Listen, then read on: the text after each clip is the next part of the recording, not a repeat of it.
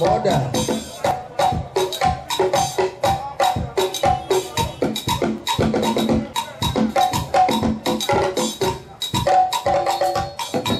Aneba, yeah. Yeah, I guess what it was.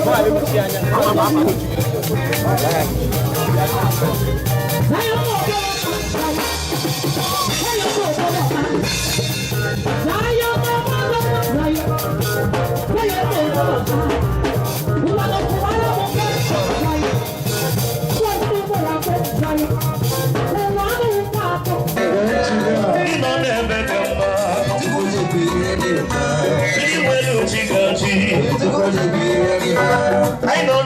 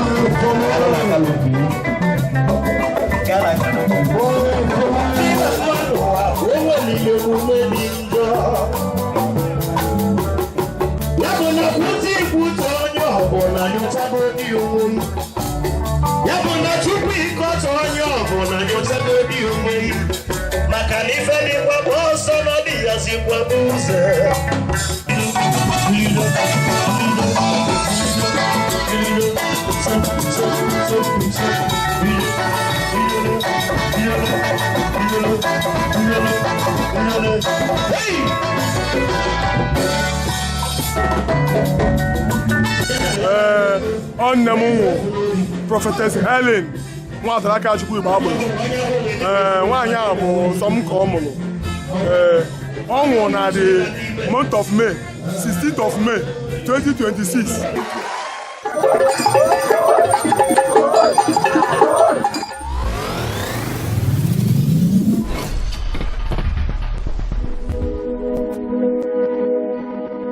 Welcome back to Boss Empire Media. Hit subscribe for more stunning cultural journeys.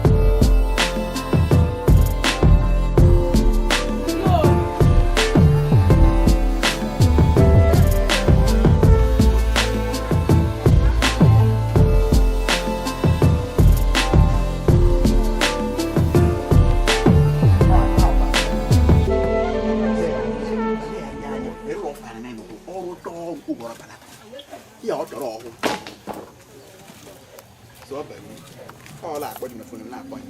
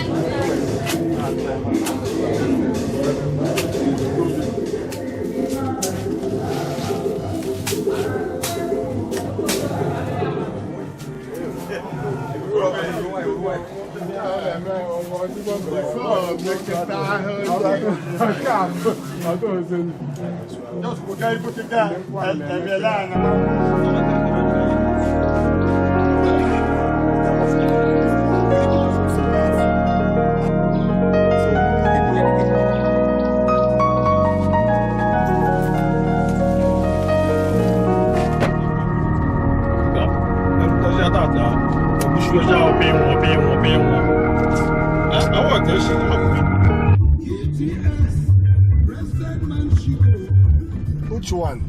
Like go there. Ela tá rebatamente no Elugwu.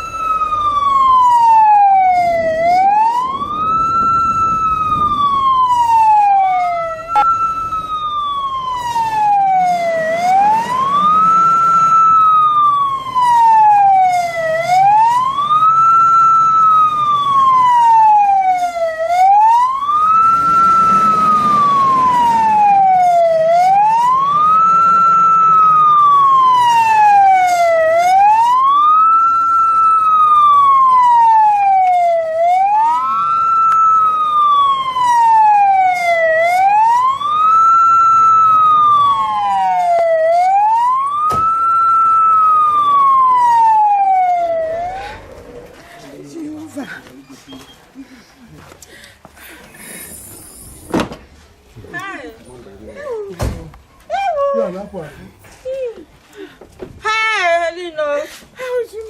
Why do you make it no? Hey, Pendo. No. Hey, no.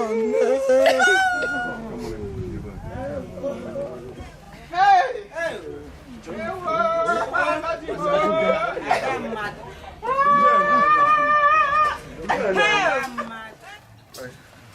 Yela aka. No, turn. No,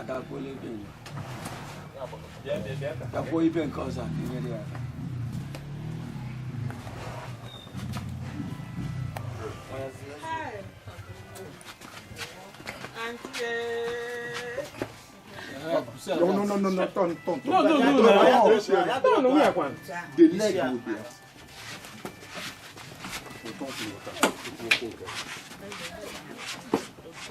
Shift to the table. Oh, no, transverse can give you saying no. Oh, but we might get rid of the table. That's okay. Shift to the table. Outside. No. Outside, I got it now. The cross here. It's okay. That's the same.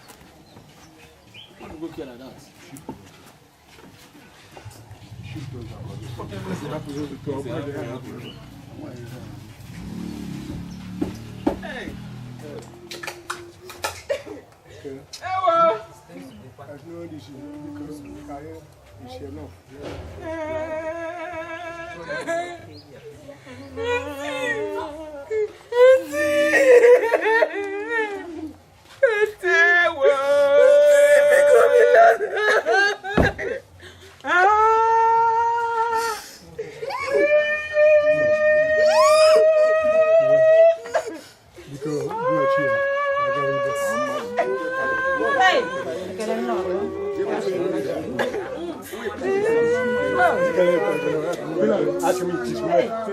It is where. What is it? It is where. It is where.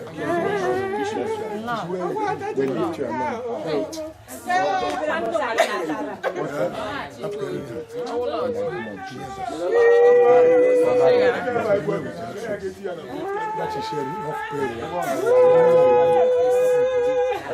What look at you? Oh, wait.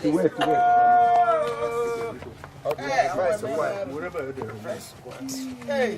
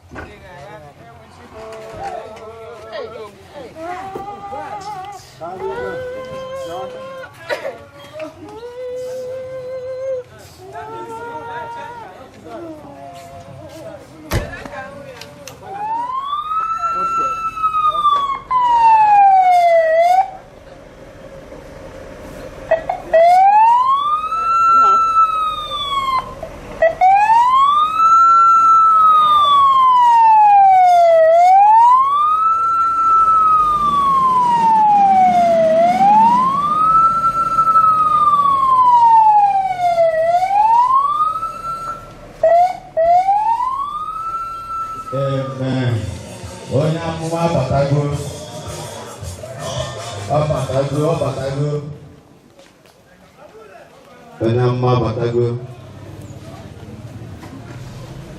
I say no. Batago.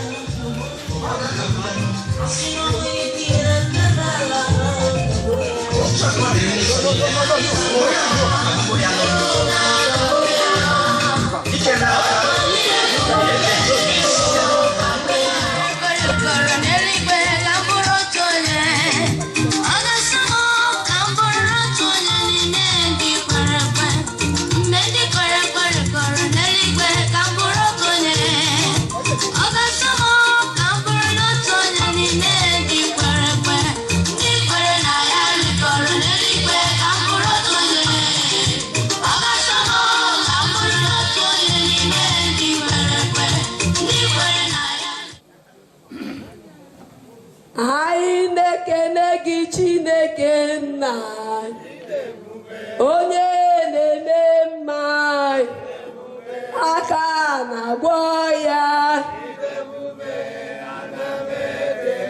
nara ekene anyị Chineke nna onye na-eme mma isi iyi nke ndụ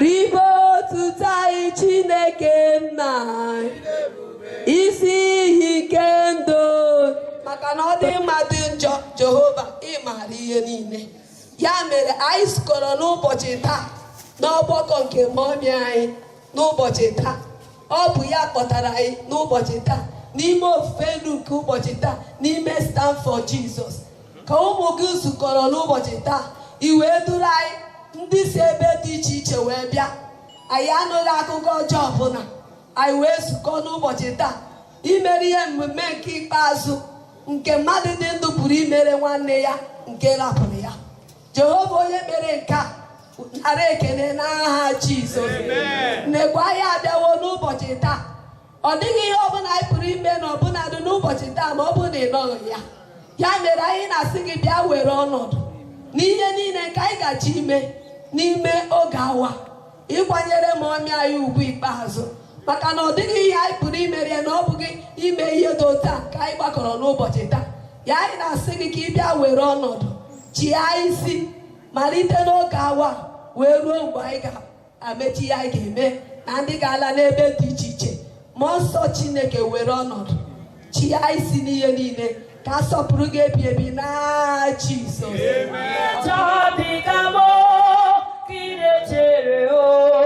echichọma abụ m onye ka ị na-echere m echichọma onye ka pụle na-echere m echichọma legoro onye jọbiga m ka ị na-echere echichọma onye mee dịka m ka ị na-echere echichọma o Chineke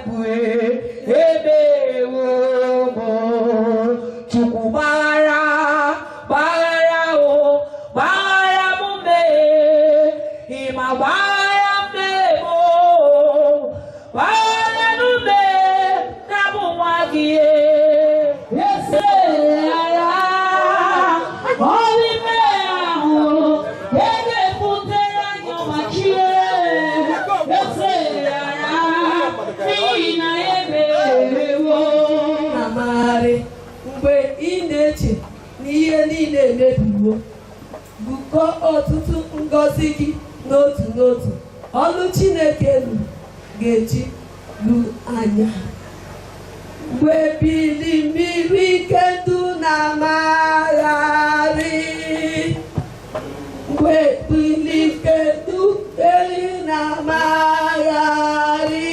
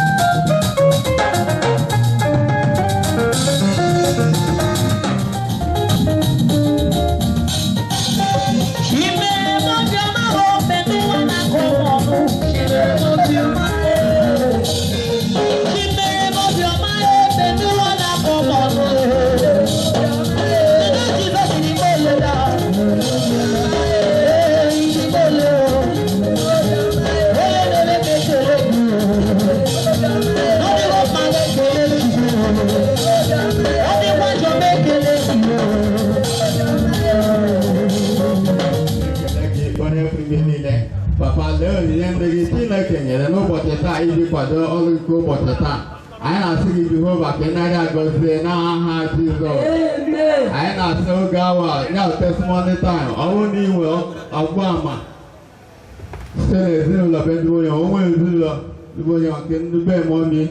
I won't know where you will testimony. God for that. Hallelujah. Makambo abu nwanne nwaanyị ma abụkarị. Abụ otuto dị m n'ọnụ, abụ otuto dị m n'ọnụ. Obi amaka njide nye ya, Chineke m nara ekele, ebe i mere ka m na-eto. Abụ otuto dị m n'ọnụ, obi amụrụ ịkpata ya. Onye nwe m nara ekele, ebe i mere ka m na-eto. Abụ otuto dị m n'ọnụ.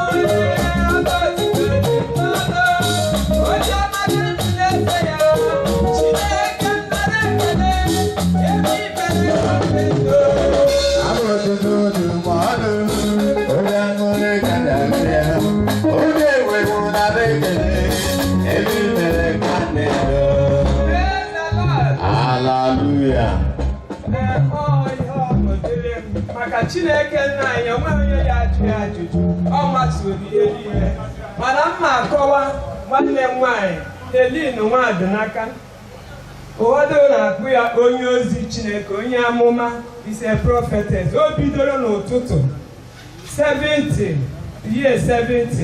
jeberu Chineke ozi Mana nke tụrụ m n'anya bụ okwukwe ya.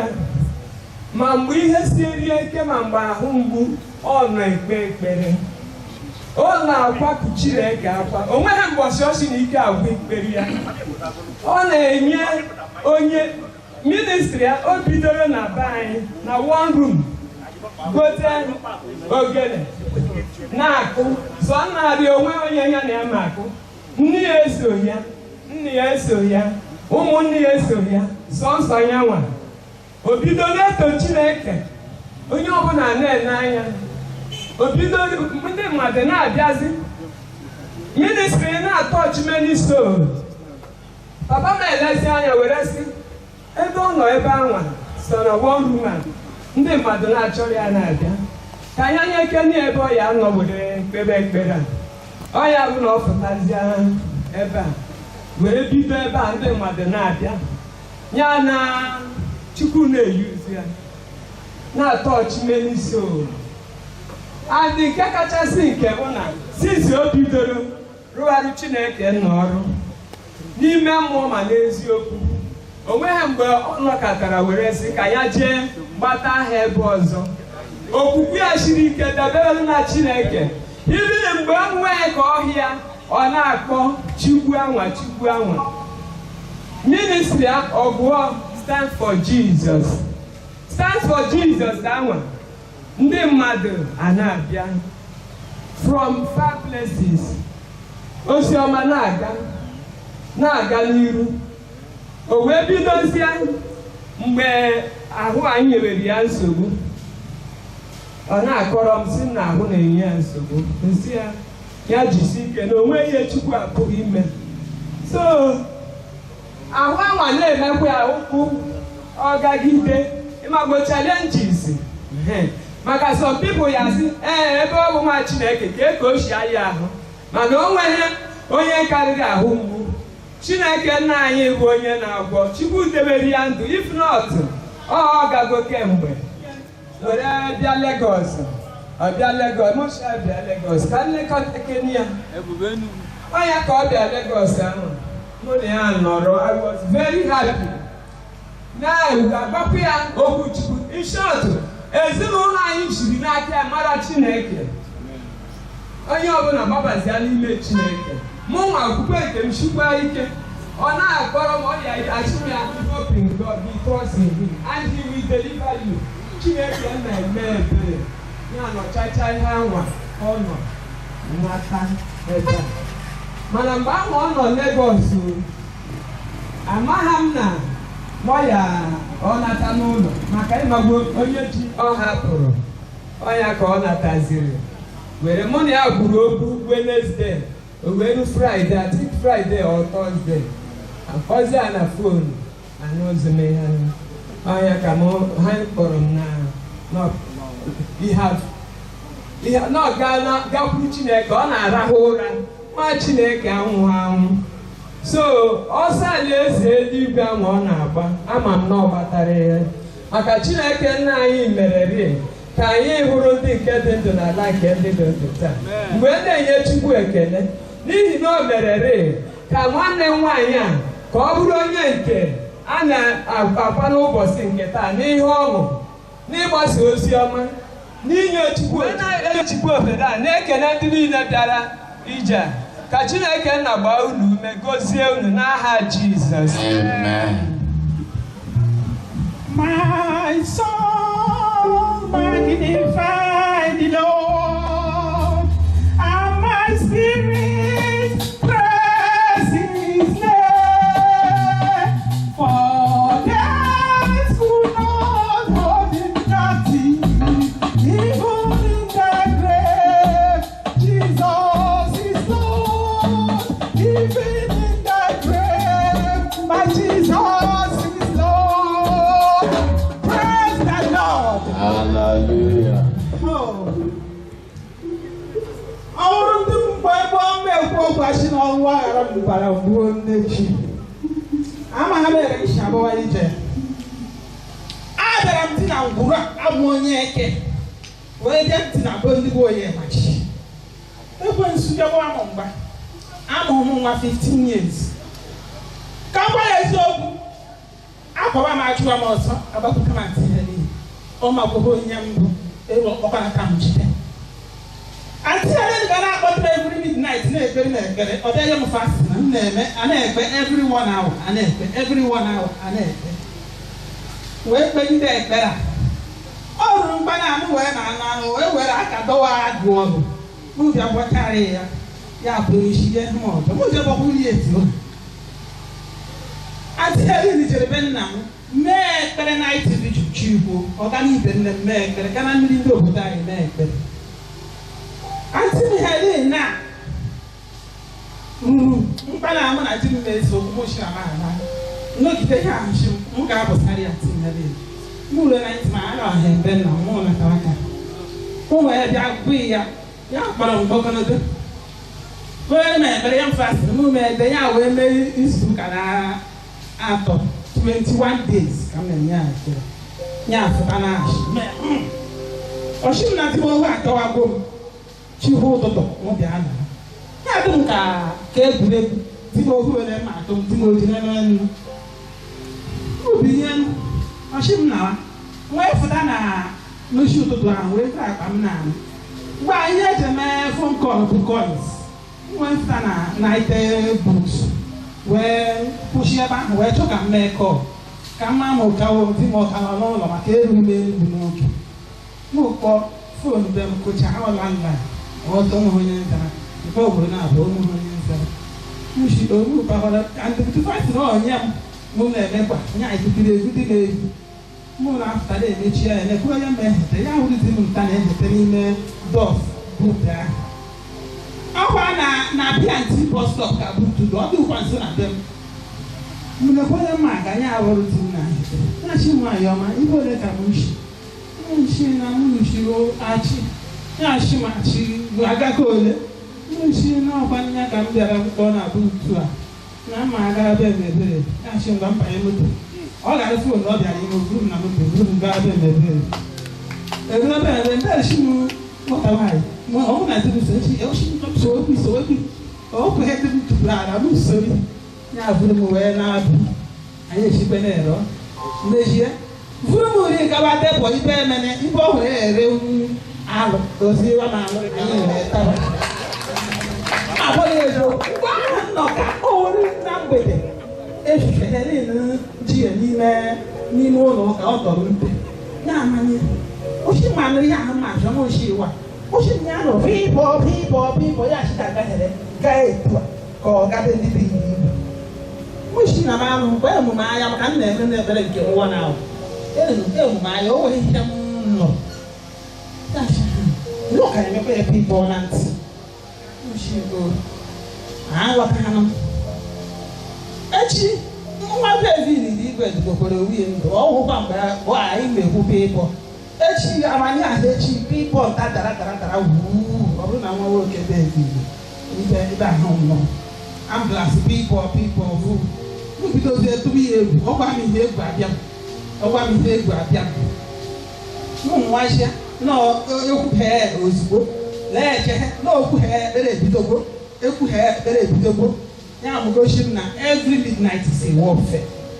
So a child of God must be ready at every point in time.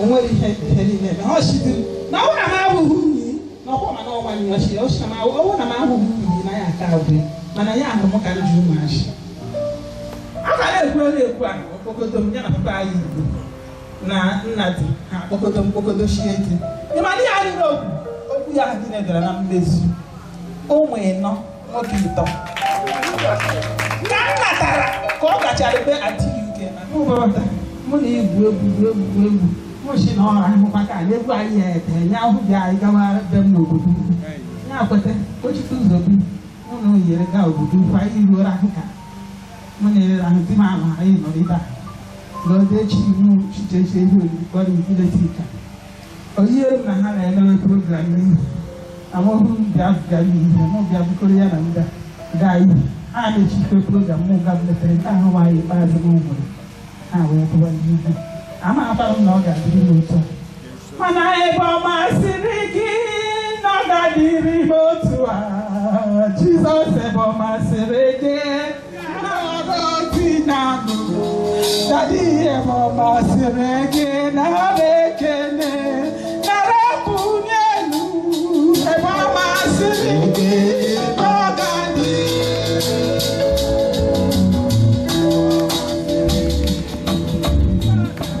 Praise the Lord. Hallelujah. I'm engineer Samuel Onwebu now. That's been up a bit. Sorrow, Taro Mama. Abuma Wabo. Siteruno Koroha. Just like the line of David. Because my mother, Papi Choro, I hope they are moving. Look at you. Oh, woman, no buying in those. What they are for sharing my mind, saying I hope we what she did. Not knowing, not spiritually. That spirit in Africa. So I got you of him. The woman who no one saw the ring, our ordinary ahome. Mama Natazie. Spiritual power we will touch you. If you are here and where is it? So there's no one on the top of email. One year for good 15 years. Now don't man. So when came, what do we do? Obidori as a sickness. Mama may invite in Enugu State. Mama do our his own spiritual power. Nobody goes the mode of the mama to develop fully. Mama will go no ordinary and not spiritual power. They push here. Where nature are confirmed or now not having. What does it be done here? Mama, because you keep your buying my own car. Mado, Dubai, I'm a Bruno, I develop okay, and one to attack develop okay. So, my testimony now the spirituality, she had them also going to born here. Praise the Lord. Hallelujah. For he is worthy of my praise. No man should take glory to himself. All the glory must be. All the glory must be. All the glory must be. Praise the Lord. Hallelujah. Praise Master Jesus. Hallelujah. Ana m ekele Chineke ekele n'ime ihe niile n'ihi na ọ sị anyị ọ dị mma ọ dị njọ ka anyị na-enye ya ekele. Ọ bụ ya bụ onye mazuru ihe niile. A na-ajụghị ya ajụjụ, a agbaghị question n'ihi na ọ bụ ama amasị amasị. Ọ bụ ukwu nyere ndị nwere ụkwụ ọsọ na ọgbụgba. Aha Chineke. Nwanne nwanyị bụ nwanyị okikwe. O sitere n'afọ nne ya dịka ndị kwuru okwu si wee kwuo. Nwanne nwoke pụrụ ikpeazụ n'afọ nne ya ka ọ gụghị akwụkwọ ahụ na-ewi ka esi wee bọrọ anyị. Ahụ bukete mkpụrụ aka ya ile anya obere datisi mvọ adụkereghị ile aka mkpụrụ ahụ mgbu tee ewee bịa chọpụta na ọ bụ ijere Chineke ozi bụ ihe na-eme ya ihe ahụ. Ụmụ onye maara m ka esi wee kọrọ anyị etrenụrụ ya n'ịkwa akwa mana o mechaziri disappoint ya my parents si na ya ama nkwanye akwa na ọwụzi ijere Chukwu ozi. Ndị a wee gbaka mgbe anwa ka ha achị ndị ụka akụrụmaka ha gbaka wee si nke ka nwa ha ga-esi wee ofere chi ha na-amarọ ụka akụrụmaka ha jụ ya mana ọ nọgidesiri ike n'ime okwukwe a to the extent mgbe ya na ihe na-agachagharị mgbe ọ na-achọ ndị ya na ha ga-eso ọ kọrọ anyị wee sị na o nwere otu ụbọchị ọ nọrọ 21 days praying and fasting wee mmụọ nsọ Chineke wee dupu ya ọ gawa achọ ugwu onwe ha ebe ọ maara ụkwụ ka o ji wee shiri ebe nna ya gawa achụ ugwu. Eru ebe ụzọ mgbara ịbụọ mmụọ nsọ Achi shiri ibeela o shiri. O ruo ebe ọ gbara ịtọ ọchị shiri ila o shiri. Jegide wee rute na dati nzukọta. Ọ maha na mmụọ nsọ ekpughegboro ndị nke ebe awa na o nwere onye na-abịa otu aka ha si wee ghọrọ ya wee chịkọnata. O wee soro ha wee kpere. Nwanne m nwaanyị nwere okwukwe dị egwu. O si ike ọ nọ n'ime ịkpọpụ Chineke. O siere gị ịkpọpụta ọsị gị pụtawa nkwa mmeri, kwupụtawa nkwa mmeri na ọ ga-adị mma. O nwere onyinye amara dị iche iche, mana a sị na onye amụma anaghị adị ire na be nne ya. Mana ana m asị Chineke this vacuum mkpụrụnụ ya mere anyị amara. Chineke ji ya eje ozi, ọ na-aghọ mgbọ ibi n'Obiagu Umueze. O nwere ma ọ ya adị ezi ozi, onwe ihe ọ hụrụ ozi ozi ebe ụmụnna nọ, ebe ndị uweojii nọ. Ọ sị ha kpewekwana ya hụrụ ihe dị otu a ka ọ hafụ ime. Ha ekwekwa ahụ ha ekpere bikos ha kwenyere n'ije ozi ya kama na ọ bụ ịgba mgba nke ndị iro. Ka ọ na-adị na-esi agwa anyị ịgba mgba nke ndị iro na-eme mmadụ ọ na-echi ihe ụzọ n'ikpere Chineke ka onye ya udo.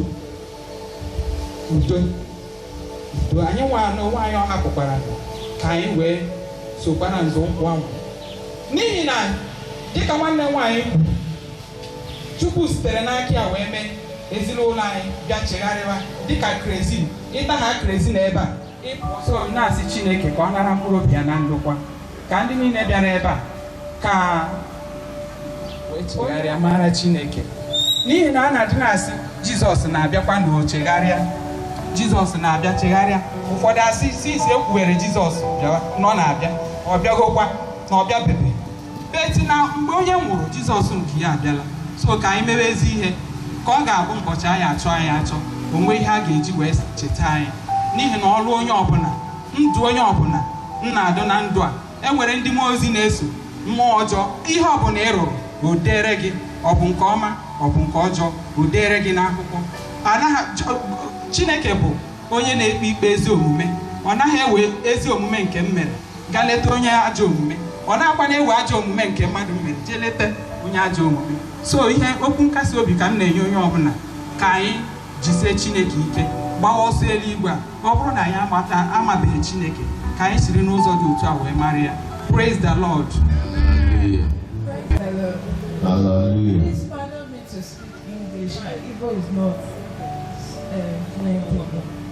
So the little I know about my auntie, she is a very, when it comes to faith and trust in God, I learned that from her. She taught me how to pray. She will tell me that, Chioma, pray so that this thought that is coming, it will occur. I started praying. She will tell me a whole lot of things. Though I don't used to understand how IGBO is, I would call my mom or my dad, please help me to interpret it. Then they tell me what she's talking about, and I'll be like, oh. And I told myself that when I got to know her very, very well, I will not let this ministry die. She has gone. If this is what I can also help to support her name or her legacy to live on, I will make sure it's work. And aside from that, where I knew that she collected plenty bullets when she came to Lagos, she went to her son's house and I went to her bed. I said, let me just go and lie down. Because since she's staying there, and I get some blessings and some, let's say, revelation. Since she's an anointed woman of God, I went there, I slept. The next day, 2 days, I still slept on her bed. I got a heavy boy that disfigured my face. And I was like, how come? I called her and told her that, Auntie, I slept on your bed and see what happened. She was like, it's arrow from pit of hell and the rest like that. I should pray over it. Then I now sat down and I said, that she has been fighting so much battle for us. She has been fighting so much, receiving bullets. And I was so grateful to God that she prayed. Even my sister, she would tell my sister, stop crying. It is all right. God will do it for you. And whenever she laid her hand on my sister, immediately that sickness just disappeared. Whenever she tells us things, immediately she will tell you, Chioma, don't worry, I will go and pray again. It will happen. Definitely, believe me. The last time when she called me, I didn't know she was going to die. She was like, Chioma, how far? How did the stuff go? I said, Auntie, I've not heard anything. She was like, okay, hold on first. Let me go back and pray. You're going to receive your listening. And I told her that I would have called you, but my battery is low. She said, don't worry, that she's going back to pray. When I heard that she was there, I said, Auntie, you've not told me what God told you about it. How will I go about it?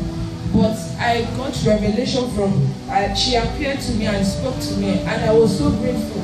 Coming out from a family where there is love and where there is a woman of God like this has really impacted my life. I've moved forward. In terms of my siblings too, we have been amazed with her wonders, like her prayers and the rest like that. It's just now we discovered her impact, because growing up and dialect stuff, IGBO language was so difficult for us to blend with her. But nobody can question God. That's all I can say. She's in a good place. That's only what I can say. Praise the Lord. I will know when ọkụkọ abụọ ama ya site na chọọchị nke ọ bụ onye isi Sanford Izọ o nwere ikwu ya ugbu a. Oji ka m si abịa na chọọchị a. Ana ụmụ mara ego ole eji abịa n'Oji. O nwere ebe na worship n'Oji. Mọmị a wee bịa na that church. Wee bịa n'Oji. Ọ bụ na m abịara prayer. O wee bịa bido amụma ya na chọọchị ya. O wee sị ka onye na-akpọ mma Chika. O wee sị na this woman na-anọrọ ebe a. O nwere meeting m na-emechi. E wee bụrụ ọkada chọta m na that meeting. M wee soro onye ọkada. Wee bịa na that church n'Oji River. O wee sị m na o nwere onye na-ana ebe nkụpụrụ ọrụ. Adị na ha ga-ebido sobe ebe ahụ ma tụkwa m ụkwụ ebe ahụ. Wee sị onye amụma nọ ebe ahụ na nwaanyị a na-emelitere gị na chọọchị agbanyeghị kọndishọn ya. O wee nye m ekpere, m wee mechaa ekpere ahụ. Ndị nwe ụgbọ ahụ wee nara m ya.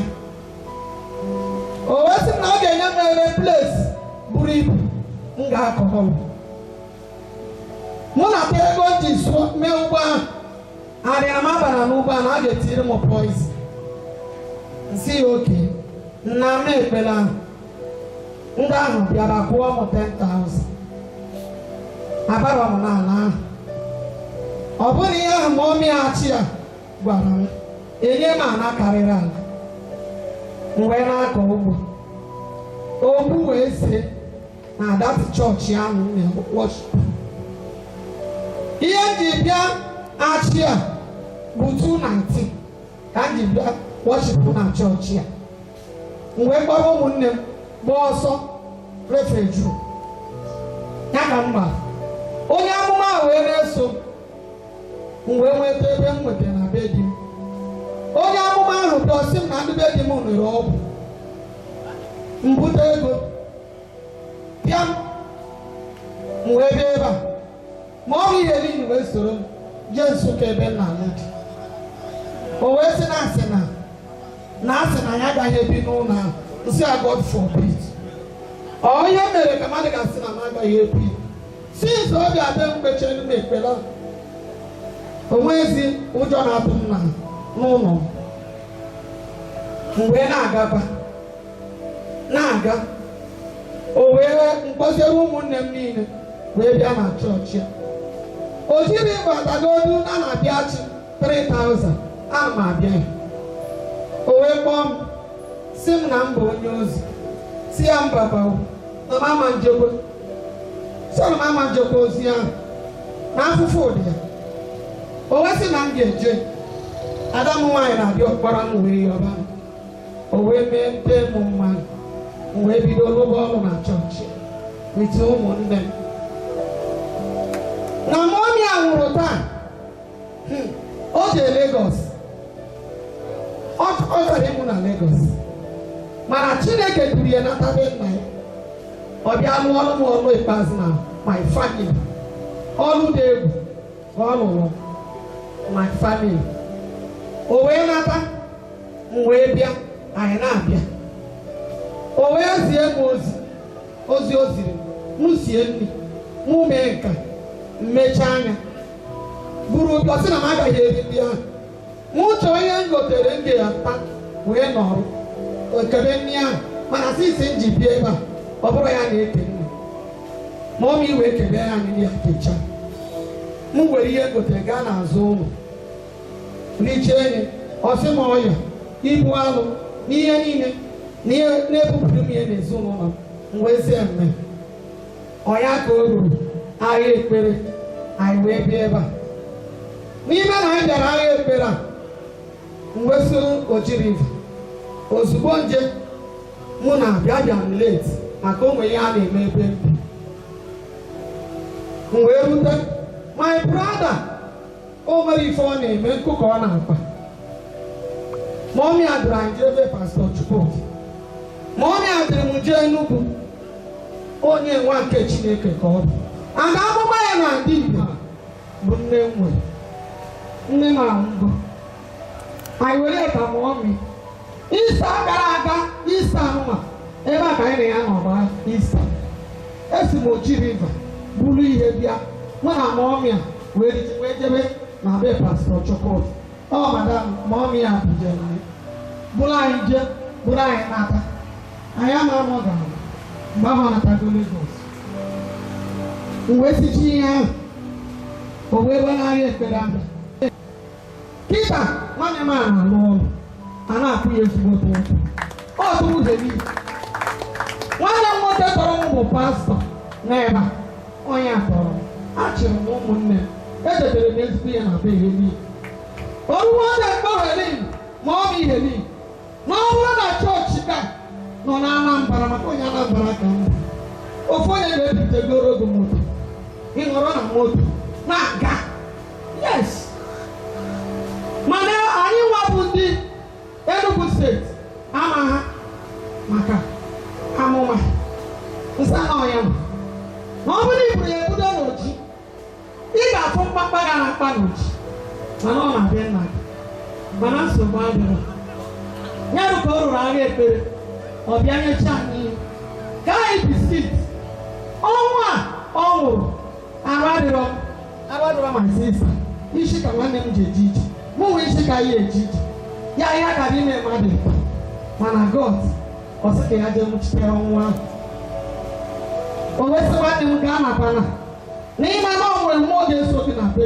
kụgbuo obi nwanne m wee la mụnwa wee na o wee kebe anyị biskit ụmụnne m ọkwa anyị onye anyị biskit ọsọ anyị oriri ngabiga amarọ m ihe bụ oriri ngabiga amarọ m ihe bụ oriri ngabiga ama m na ọ na-awụ anyị anwụrụ o nwere onye amụma bi n'oji ama akpọta ya ebe a mmadụ onye ka akpọtara ebe a o nwere onye achị ahụrụ dị menu mana ọ kpọtara ebe a kedu ikpere ihe ka ọmụọ gị gba akwụkwọ onye ire na-akpọ ndị mmadụ na-apịa n'ebe a ihe Chukwu na-arụ na chọọchị buru ibu ana ọgụgoro nwa kwe anyị wee nọrụzie tacha ọkpọnye mfa oriri ngabiga ọkpọnwụ oriri ngabiga o wee sị mụ na-abịarute chọọchị a nso mụ jisi ike ama m na ọlụla ka ma ọ mịra mụnwa wee nara ụmụnne m na-abụ wee nọdụ pastọ na nwanne m nwaanyị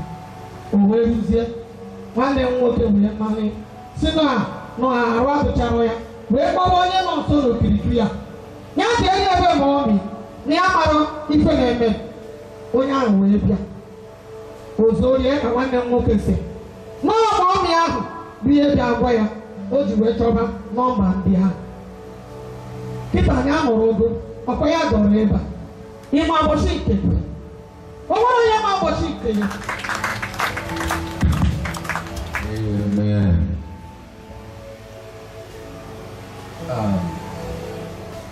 I have to say something before I start. It is well with my soul, with my soul. It is well with my soul. Anyway, from the Nwadinakachukwu to Onyemachi, I'm the son of this very woman. I was a tender child when I was going right now with her. I'm so IGBO to I'm one Igbo. I don't feel every month. I'm doing it. My mom be toporo naka. I with Christ Apostolic Church, the 80s. Come no matter where you mind believe. Yes. Some call Murile Atokomenakwa. Obiagu ofo anyara wale owoki. Olezo anamako. Olezo ofo anamako. Emeso kinsu ike. Obasu ministry. Meso gidia o obo move. Then I'm a young woman. Yes, my mother is going to mama. There was a day, only a day, for the ground where Premon Pen and Primary One. For the ground boy, yeah, you won't pay, can't I make a metal of the alcohol. You want to know much. You want to know Bruce only pushing on the next room. I'm not home from. I'm not a primado. Mama. Now, I'm one. Pushing up the food. I'm not pushing. Push. I'm not doing it. I'm not doing it. He has been my death. I'm not pushing. Yes. I'm telling you. Now, my mom, now, here. I'm not going up. My mom. Do they proceed? How strong pussy? How do they proceed? Body pussy life. At my tender age, I'm not pussy. Only you pussy ma. Over half all. How do you pussy ma? And you pussy tag, I can't blue. Finally, pussy. What was it? Yes. I have here 6 o'clock again. And I attack 10 o'clock. The Bible says, she Helene. What's going to get dash? Helen! My mother fears nobody. Yes, I fear nobody. I was at tender age. Little, I ain't there like very bad. But I can't go back. One time I can't. Let me go to very 5. Very 5 I came, man. And I go, oh, but I go away. And then I'll go away. I'll go away. That's very good. Few people can do more. Some people don't want to do it. I think the goal was more better on somebody. And then they pay that money. One man is never better. Walk out like this. Everyone is never. That tall yellow man, on your better back when better than this brown one. Mama, I saw. When we go to Ojaga, go that very morning. I didn't like Mamma, that well, move to be Lord. I won't want to see. Man, I will sit. Be Lord, not Jacka for that well. But I did when I'm like this. I show you my the Monty Jim back. But that man I mentioned Francis. Then the woman.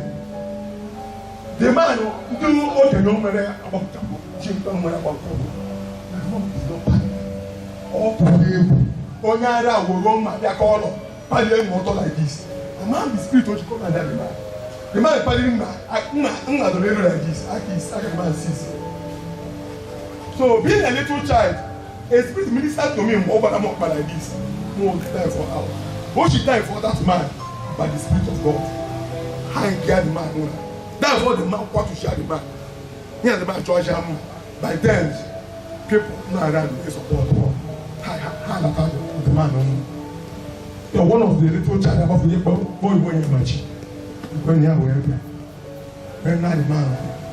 So see, we got that here. Open when we are down. That's why you marry one season. So what I'm trying to hit me, you see, she's a real prophetess of God. She's a real woman of God. Yes, I believe in her so much. Yes, I believe in her so much. I was a tender child when I was following her. I followed her self-rally. By the grace of God, today she's gone. What I'm saying is, Helen Nwadinakachukwu Bawesh, or Tabu Gibabagu, Onye, God continue. Praise the living Jesus. Onye Garoa, Munage, God. Onye Garoa, Nimo Gugwe, Nime Mo Nezio. Praise the living Jesus. You see, I bet I'm Guru, I don't go to this Guru, I know. We bend the Igbo hand. I was a say, I'm more better one. Nazambala, one day. Oh, if I get you mine, buy a car. La Bata. Mama, I don't go on Canada. La Bata. I get you one. I tell him, Papa, Papa, you're on a veranda. Nana, Igbo. Abraham Kelu. Papa, you can walk out and do it. When you can always say, Igbo, Abraham Kelu. You be better, you be better. I don't know what I will hear you. Oh, just go so Papa in Alaka. Woman or boy. Sir, why you push about? Why you push about? Oh, my God, what's something that young one Jinaka contain no poison. And all here that thing. No, Mpa education, him and that most like it, they go with fresh things. Mpa put it out of that day. Mpa the fresh, I don't put it there. Oh, yeah, put it there more with you there. Ejuchialwa. Yana go pass that thing. Oh, I am but like IGBO ONYEMACHI. The man will go down. Oh, she no lawyer, but I like a papaya. The man now more. And as I'm talking to you, was more world out woman. Why you pussy about? Why you pussy about? Why you work your ass? Oh, that same woman was that very day. That same woman was that very day. I will not mention them. That same woman was that very day. Praise the living Jesus. In order to come talk to Ben Kenke, because time I had no worship. Eh? And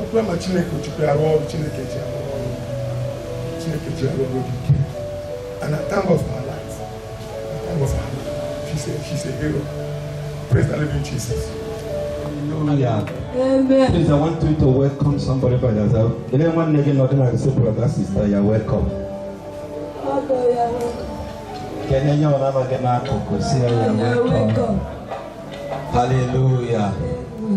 I really believe too much because from the testimony and you can see that they already testify about her and the things, the work of God and everything. But one thing about this life is after the life, the people that are with you will testify about you. If you live a good life, they will testify. Praise the Lord. Hallelujah. If we allow everybody, many people have something to say. Likewise me. The son already finished it. So that 80s, yes, I know how she do prophesy and pray for people. There are people that God ordained when they prophesy and you will see the prophecy. Praise the Lord. Hallelujah. Not people that are missing it. When they say it and you do what, you will see it wrong. Bible says that it must surely do what? Come to pass. Really? Clear message. She did not miss it. I know that they are there. make sure that he covers something. But I don't know that it's the last. On Friday, and I started hearing something that is gone. So you can see somebody today, and tomorrow you will not see that person again. That is why you must prepare yourself very well, knowing it very well that the day will come and somebody will go. You may see somebody today, and tomorrow you will not see the person. So my brother, my sister, amend their ways. That is my message. But we are going to praise God. Just 5 minutes. I know that the time, if you check the weather and everything, is God. But we are going to praise God. We are going to pray. We are going to praise God. Thank God for her life. Praise the Lord. Bye-bye. Because after now, you will not see her again. But I want you to know, after today, you may not see her again. And those people, look at people that testify today, she's standing at the gap, praying for the friends. Even Jesus himself, if people did not value him. Nobody see him as anything, but until Jesus passed away.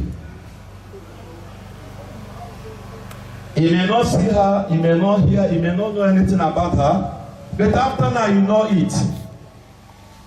Sometimes God will use her to collect the bullet they shoot you. Those ones you cannot see. Even the ones you see. I'm not saying that he's God. She's not God. But God passed through her to do whatever. God passed through her to deliver people. God passed through her to restore life. God, through her, deliver many families. Look at what he said, the family. There's many testimony. Yes, she started from apostle before she ended up here. She's a good woman of God. Maybe some of you don't know. You know, people around this, something will happen and God will show her. And through the ministry, she will pray and God will stop it. Now, if rain wants to fall, who will stop it? Who will stand at that gap and pray for the family? I want you to stand. Stand on that feet. Just clap hand and give God praise. Maybe you got to church before today, you know, you're cheating. And God will help you in the name of Jesus. Amen. Chukwu ihe niile mere dị mma. Chukwu ihe niile mere dị mma. Chukwu ihe niile mere dị mma. Chukwu ihe niile mere dị mma. Ọ dị mma. Ọ dị mma. Ọ dị mma. Ọ dị mma. Ọ dị mma. Ọ dị mma. Chukwu ihe niile mere dị mma. Chukwu ihe niile mere dị mma. Chukwu ihe niile mere dị mma.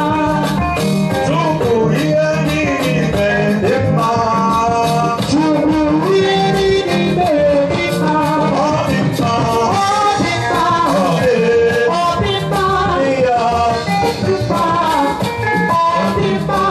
Chukwu ihe niile mere dị mma.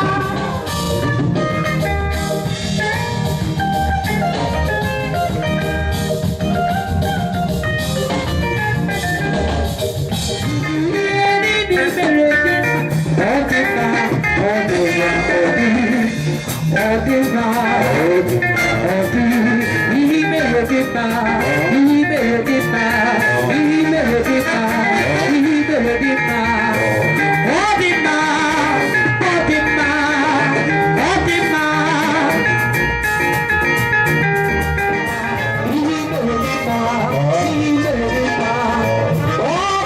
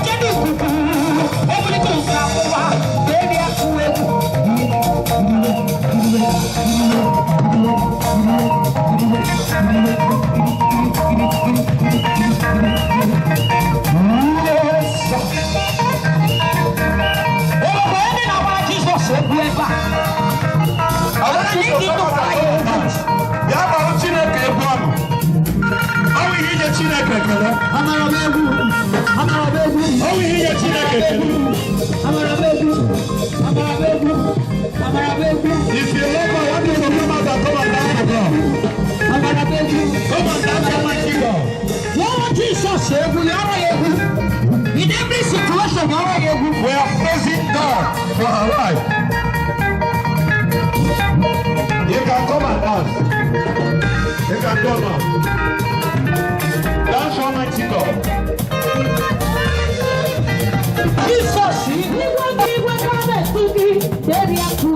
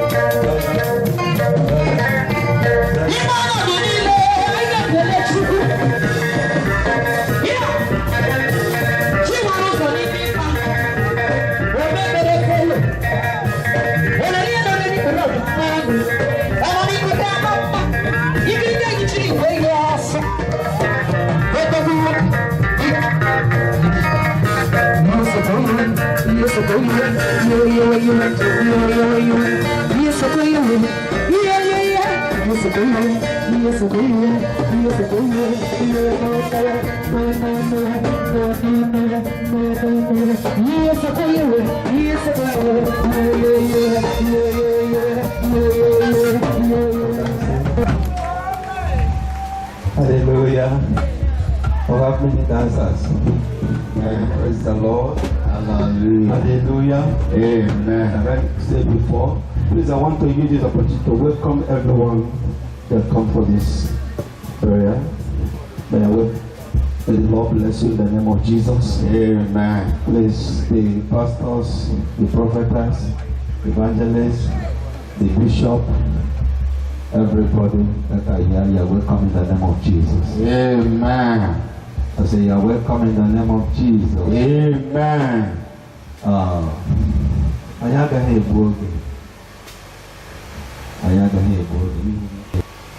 Onye nwụrụ anwụ agaghị apụta Chukwu.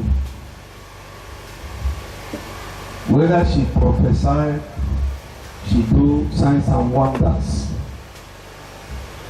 Okay, no pause. Obula.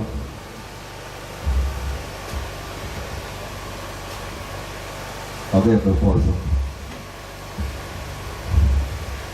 You want to be a Christian, listen to me. Okay. Today, you are going to get for it. You are going to get to where they get in a cool man. A sea could be woman. Now, the photo. I am now for Luke 23, 28. Osege, Umumu, Uneni the Hebrew Malpa. Give a room with Alpha. The room with Alpha. Now I am carrying and making on a half hour. But you go with the room with Alpha. So even I do okay. We join them and thank Almighty God. After we left here, from 8 o'clock in the night, minutes of the day, heavy rain, 12 yesterday. Actually, go no grandma, I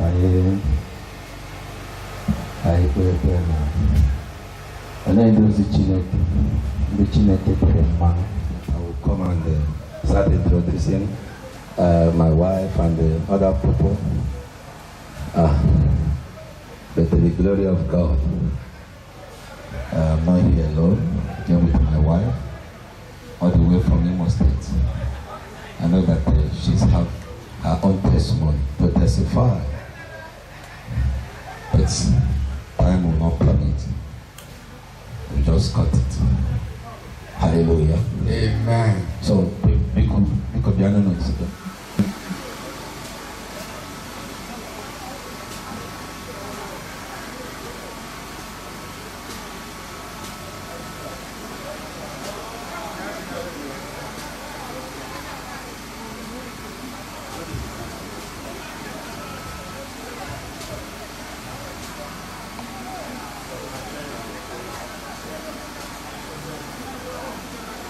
na-asị ka ikpuchi ezinụlọ ihe anya mmiri ọzọ agaghị emekwa. Kpuchie ha n'ụtụtụ, kpuchie ha n'ehihie, ebe ọ na ka ha si ewepụta iji wee hụ na bere ya n'ọkara. Chineke, ana m asị gị ka ịkwụghachi ha dịka ha na-alaghachi, aga anụ akụkọ ọjọọ. Ị ga-ekpuchi ha, ha ga-alaghachikwa ebe ha si. O nwere ikikere ọla nke ga-ebilite imegide ha, o nwere mmụọ nke ga-asị afta ha lichara mmadụ ihe ọzọ ga-eme. Chineke, n'ụbọchị taa ka anyị na-aba mba na-emegide ike dị ụtọ ahụ, anyị na-aba na-emegide mmụọ dị ụtọ ahụ, ana m aba mba na-emegide mmụọ dị ụtọ ahụ. Chineke, o nwere ndị anaghị aga n'ihu, ka imepere ha ụzọ, imepere ha ụzọ, mepere ha ụzọ, mepere ha ụzọ, mee ya ma nara ekele n'aha Jesus Christ bụ onye nwe anyị. Amen. You are blessed. Please, I want you to put your hand in your pocket to get your quality seed that you use and support for the family. Please, make fast, make fast, make fast. Just ya gari ma abagi. But the quality seed, but the head in man, you get Chineke. Biko, but sister, the guy got no problem. You get na. Odionye di ezimba ni mobi. Odionye di ezimba ni mobi. Odionye di ezimba ni mobi. Abara Chineke soya di ezimba. Odionye di ezimba ni mobi. Odionye di ezimba ni mobi. Odionye di ezimba ni mobi. Obara Chineke ezimba.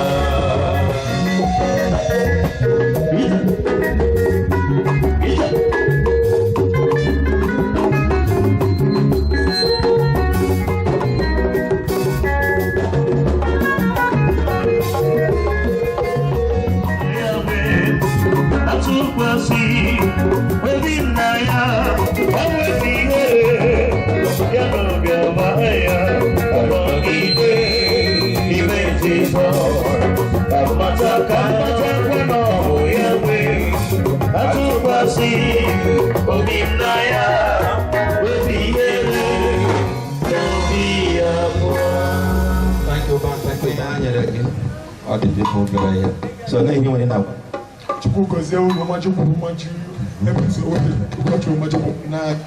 Amen.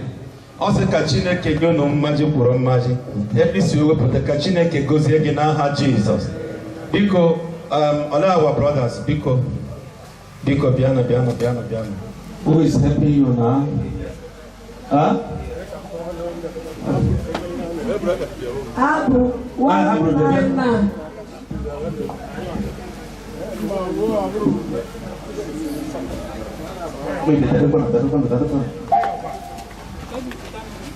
Oh, Jesus.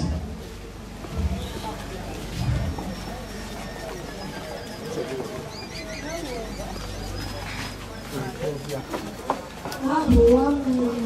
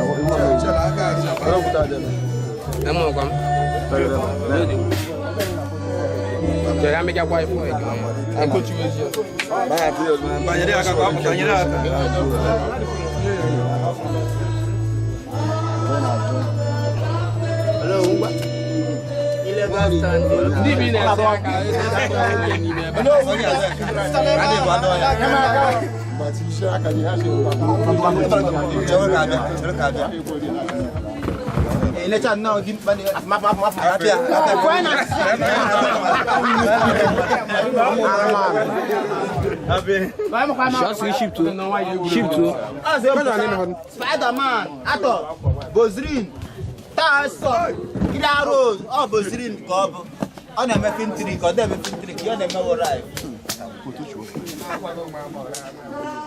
Onye nwe na Chineke anyị ekele gị na ndụ nke obi n'ụwa dịka ezinụlọ na-asị gị bye bye. Chineke dị nwere ọmụ chekwa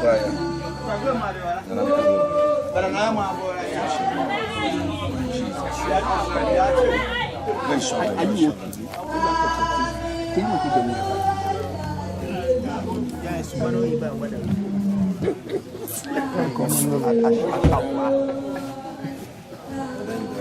Egwu na onye ọzọ kwesịrị na ama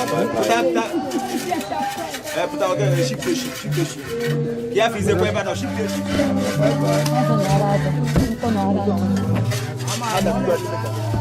so go where wala ta don wa oro yo so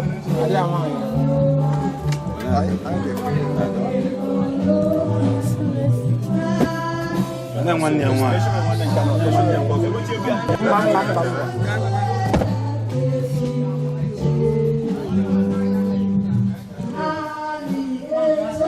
My sister, rest in peace. where you so na nwanne ya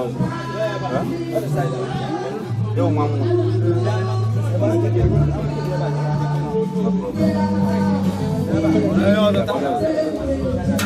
Como yo, ya vi.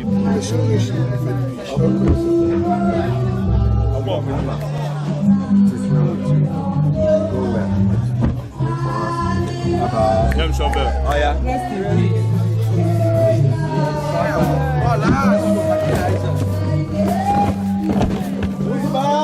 Ah, di mana? Baca. Emang apa?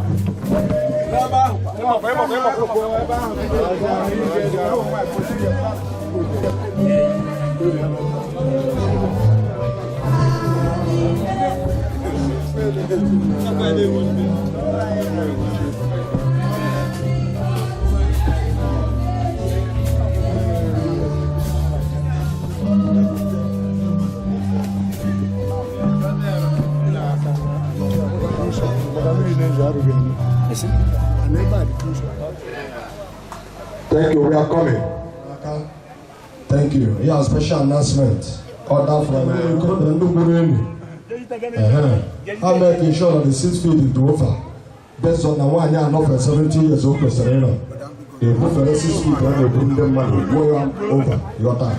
Thank you. Thank you. You don't have to put for the how old you question 170? Go according to 6 feet. It's not for the 70. You put for the thank you.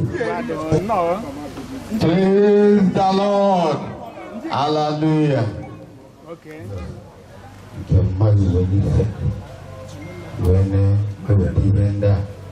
When I say, get to the cassia. Oh, it's so no magical, and my name. Then I do the end. When I say, cassia, now this church. Thank you. And you go 1 carton of malt to wash it here. Sana yagosi na mwambe nworo bonyi isi unu.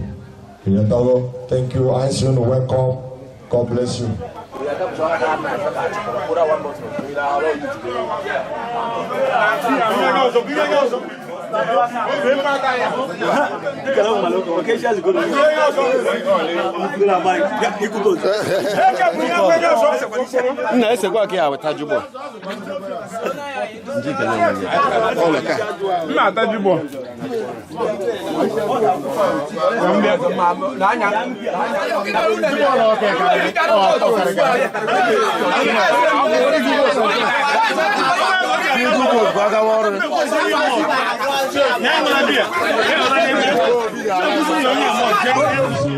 Because of Kawa, Ebile Kawa Gotemano. Want to leave this world? Oh, UK, Chalogo. I'm a 1 year with you. You welcome. Hapuno. Mono na go na church because money I kaparanka. Eh, what are? What's that the other side? But I'm here be there. All important. That is very, very important. Can't wait to come from because you have the doctor and how to from Enugu State. Thank you. Bring it out. Bring it out. 5 glasses. Praise the name of Jesus. I am the Kenneth.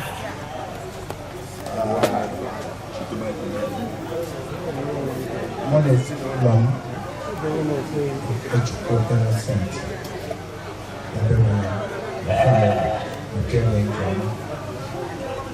Your sister. So I remember.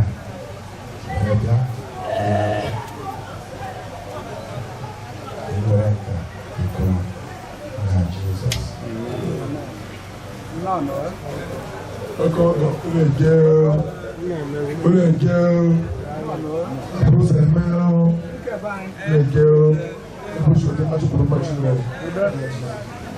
Thank you. Because I can Enugu State, I can Enugu family, I can recite, can you wine over thank you.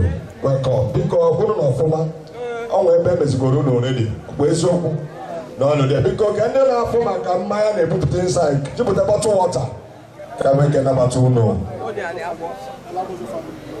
Tony and Amos all the way from Elugwu Achi. On do more but right now. The man we also own our mark out and then I walk in the cousin of Wezoku because I'm a one of them. Thank you. The man I'm also in a building cousin and Hannah Mammo. Answer the family welcome. Thank you. I can say, can I don't know no easy. Big empty house. Big empty. Big empty. God bless you. Because I had the important thing. Chief would know. Okamado, Ogarayobi Ocha, Eliba Wago, Chairman of Okwesiriagu #1, Ebuche, Yali welcome sir, because he break all the wall for me. I for Okwesiriagu. Some forget the eating the chief and the Okwesiriagu, all the very, very important. Very, very important. What I go? Why am I chief when you on them? Welcome sir. Thank you, God bless you. We're waiting at that presentation now. Okwesiriagu Fidelis. No, sir, madam. It's a madam. Welcome. Some madam. It was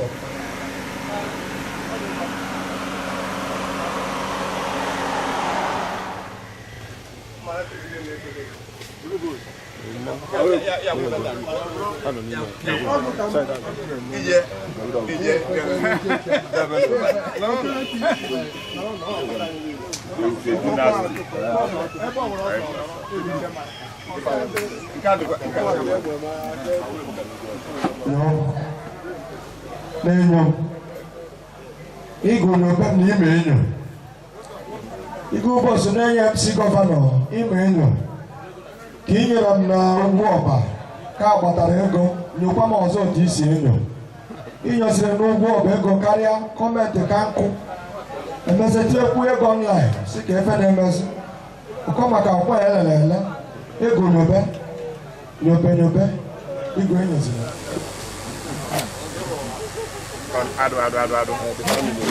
Let the family again. Aduache Kingdom. Offer Choreba now. Factory Government presentation. As you know, also preacher. Welcome to the family of Enugu Onyemechi IGBO. Achi Batagona. Okay. Sit down, brother, no here. Sit down, brother, no. Biko. Sit down, brother. One night, why? Okay. I know we'll get kitchen again. I will get kind of you grind us, you'll be sorry. Good. Casiel. Let go.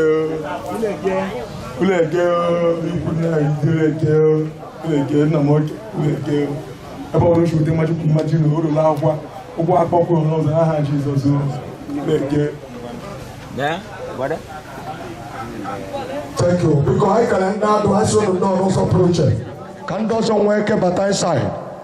Because I'm bogging on here.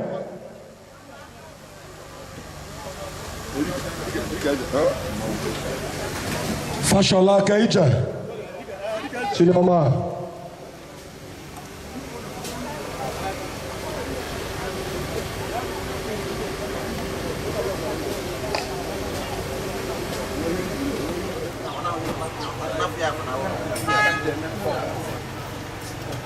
Hello, Gada, I have a photo now.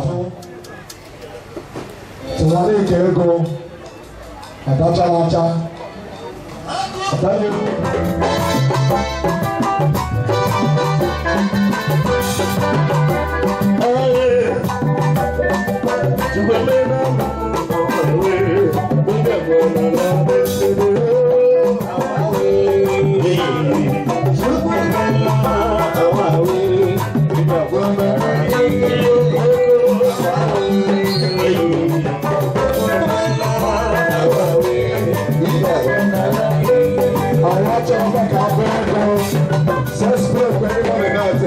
Presentation, about 10 minutes also.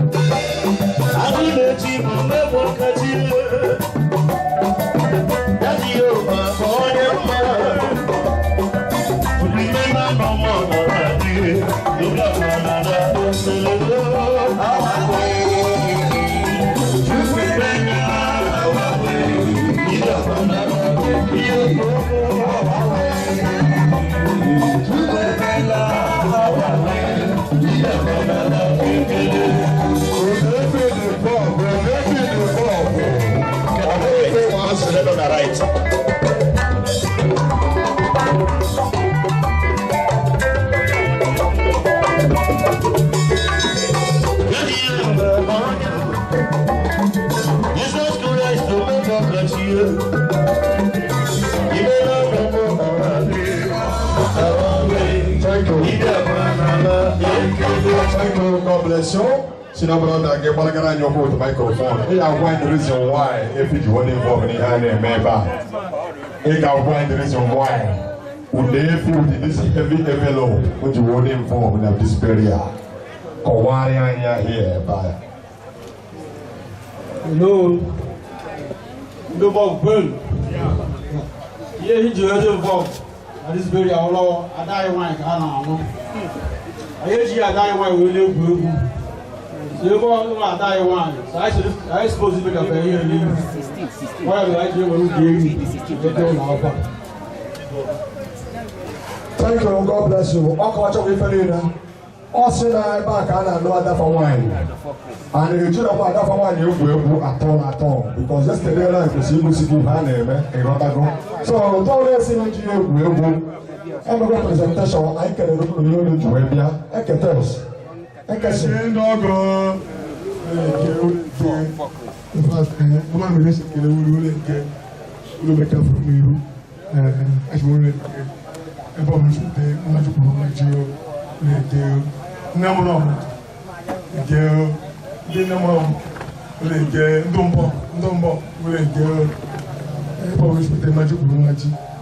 let Jesus. Thank you, God bless you. Because I can say this only an arrow, no here. Adala no para oya. Onye nwere Jizọs nwere ihe dị mma. Ịnọ n'ebe dị mma. Ndị nwere ochikachi. Anyị nọ n'ebe dị mma.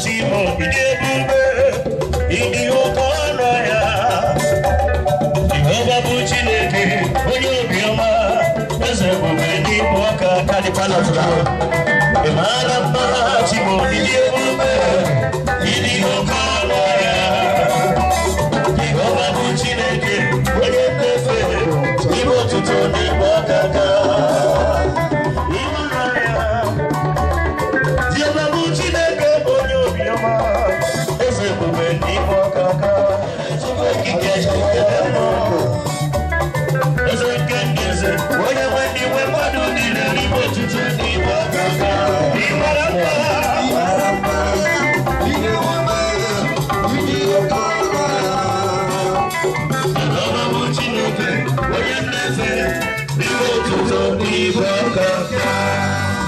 Ladies and gentlemen, of Abata right now, I should welcome I follow Odogo Okwesiriagu here in the building.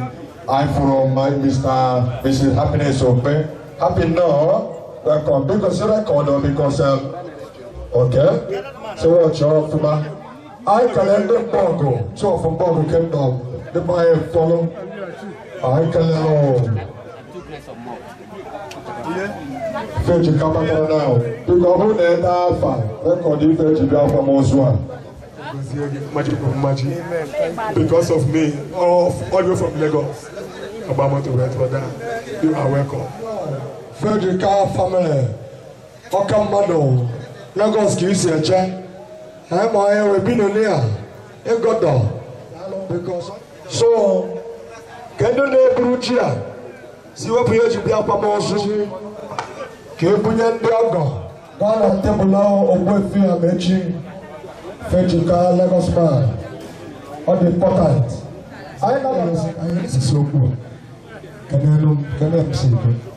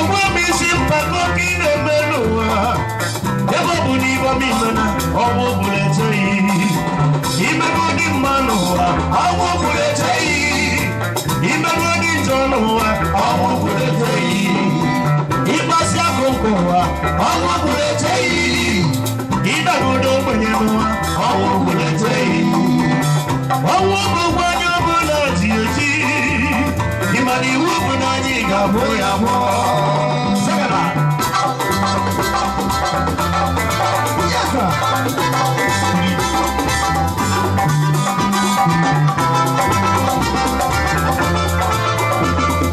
Enugu State na Lawala Pastor why you want ya wala mbado kuno na mbado mifao ya wala mbado sala leke disinga na kine melu eba buni bimena omo kule jei iga wani simpako kine melu eba buni bimena omo kule jei imego ni manowa omo kule jei imego ni jonowa omo kule jei ibasa kokowa omo kule jei imego ni manowa omo kule jei nomo bugwa nyomo na ziyochi nimani wubu na niga boya bo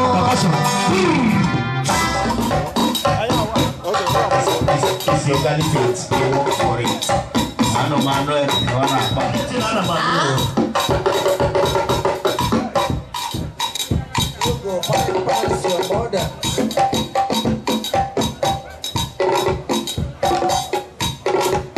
Bye, baby. You don't go bypass your mother.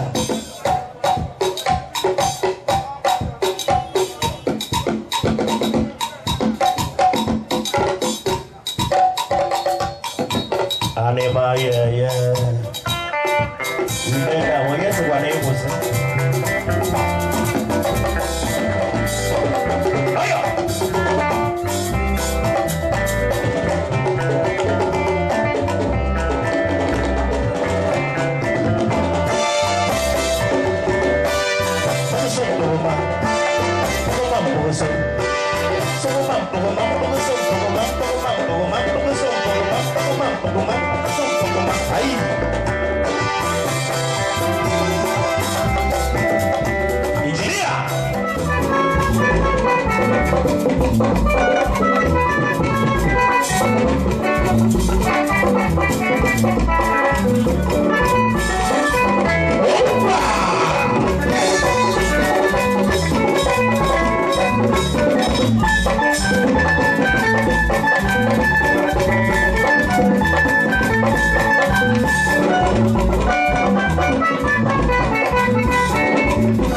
Oh,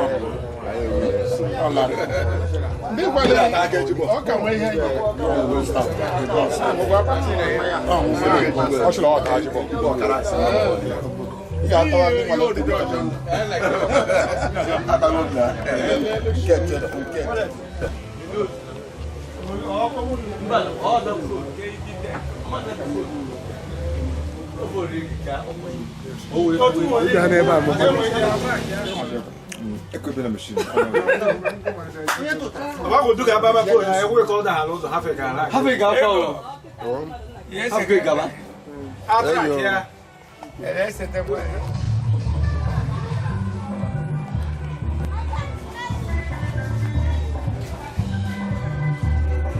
Daman.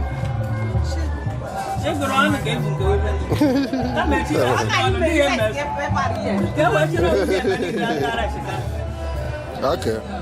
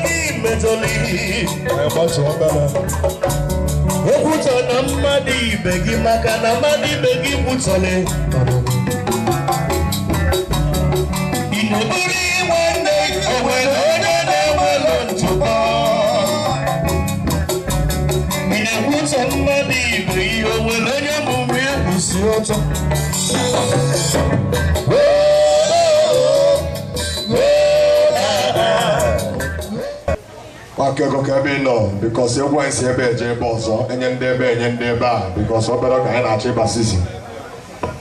I didn't have to talk about just 20 minutes dancing. Can you make sure for now? And I become put on boss more. I have to give us time.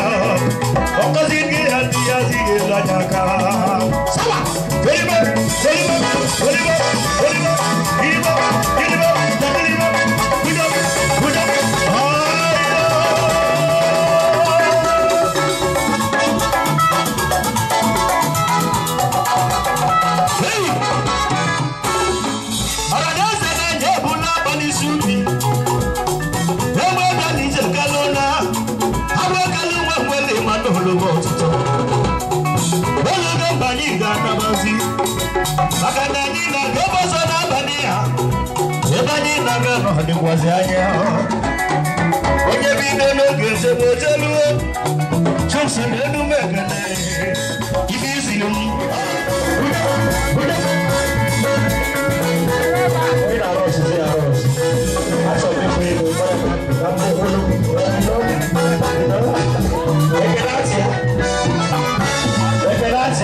Ekele surprise.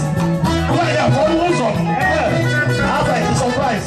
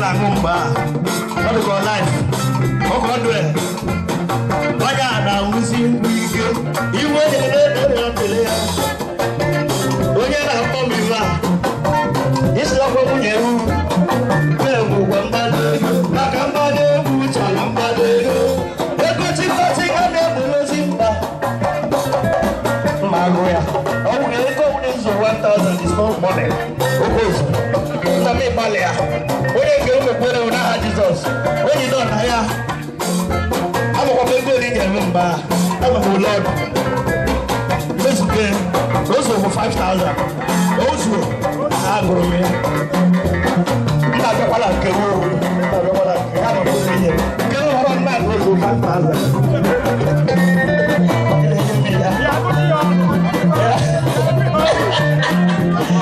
sọsọ ego ekwere m nkụta oke tiri ya kpọrọ mara agbakwa m ụlọ ọdụ agara m plọs onye na nke ndị anyị agbagote m ha ọrịa ka ndị ha ọsọ echi mma echebulu mba wee bịa ọsọ echi njọ echebulu njọ wee bịa ọsọ echi obula ya na obula ya na atọ isi ọkwa Dangote na dị fa ọkwa azụ na ọkọchọ isi na Dangote ya gwara mgbado ka ị na-agbado m ibe a ị na-abịakwado eziokwu ọ sịrị ya na-abịa ka m kwetara ya nwelakwa mgbe o gwara nwaanyị n'edobed onye vidio onye bụ ife iliri ebe a ọkwụrụ furu na anyị ebulu agba n'isi ubi egbe bịa dị ije ka na dị anyị oge egwu ike were nkwụ elu ga mma mma ọkụkọ ngwọ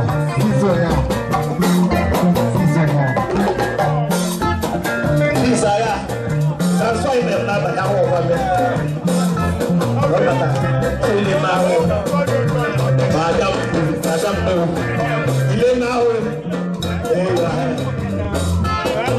ogbila ahụkwala ọ na-asị n'ọgọ na-achọgbu n'ọwọ́ tí a kò sí balance àkọ́kọ́ ẹ̀ ọsì bless you bless you na bless you to that Jesus ndị mmadụ na-egosi ihe chilo na-emeri ọ na-emeri notes ilo na-emeri notes ọfẹ ma o si pa ọdọ abalị ndị abalị ịchọkwa ịbụ ebe a na oge mgbe na-eru ịkọwazi ọ na-adụ ugwu ije na-egbe ahụ ndị bụ anyị uru lata ọ dịla mma owuru agbalị ya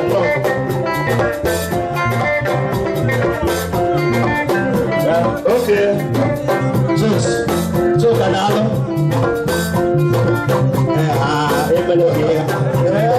that's a big Catholic but I can't much of it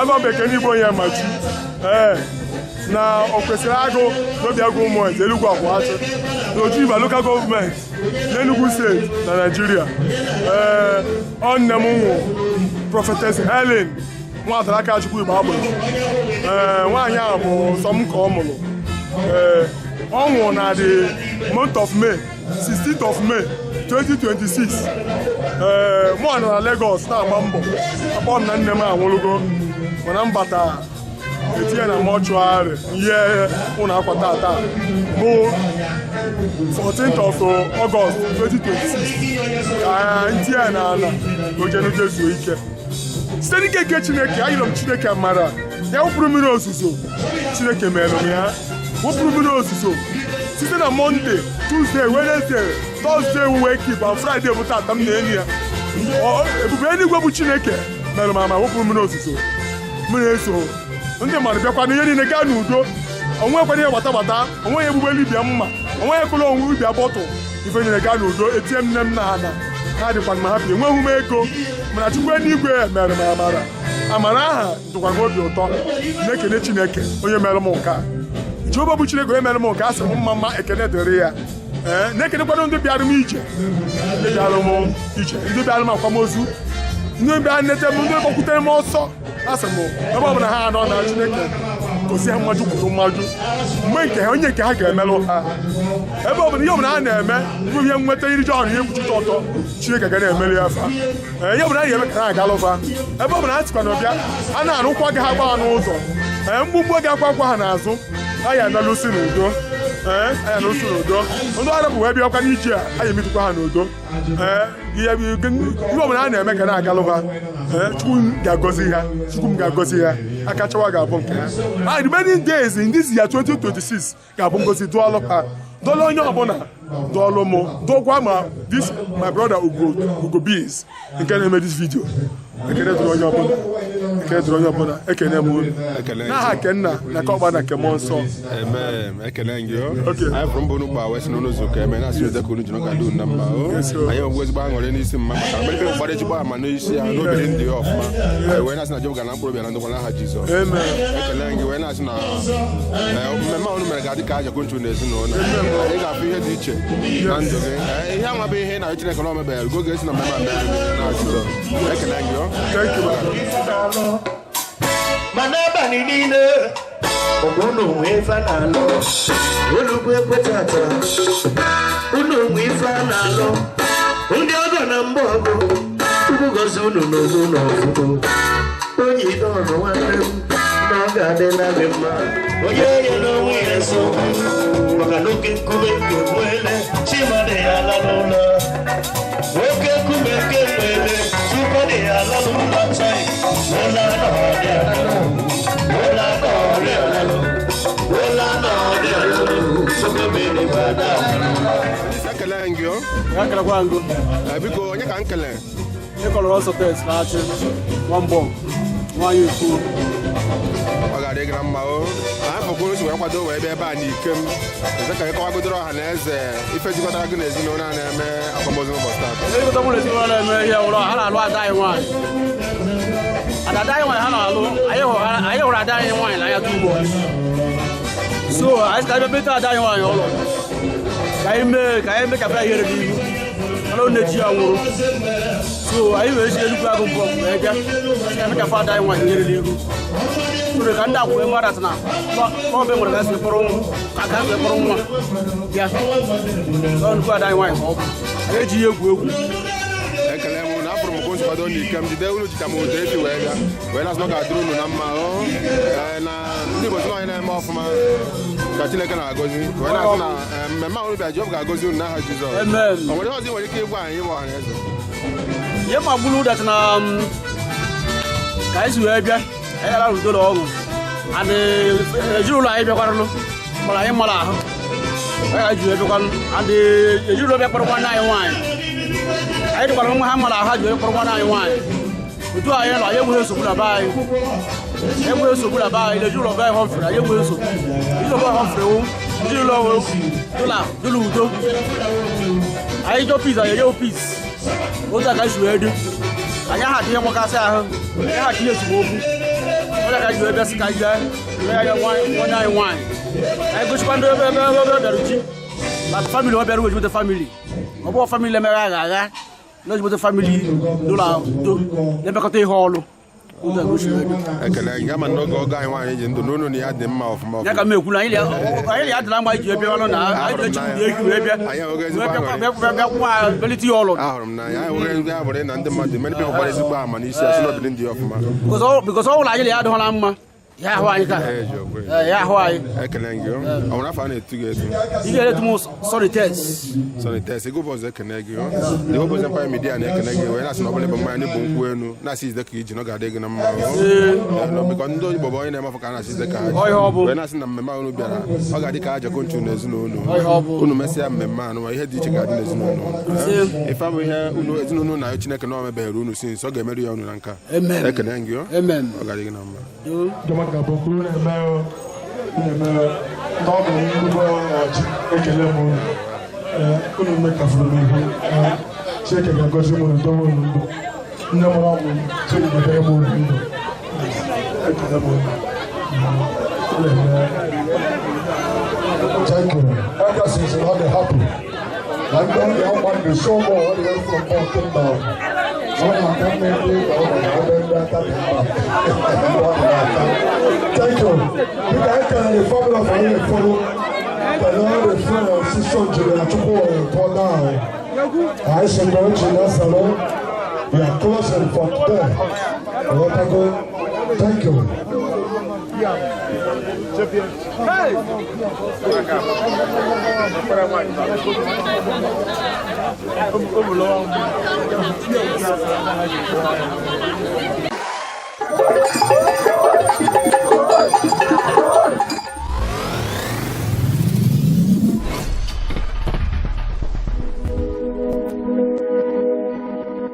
Welcome back to Boss Empire Media.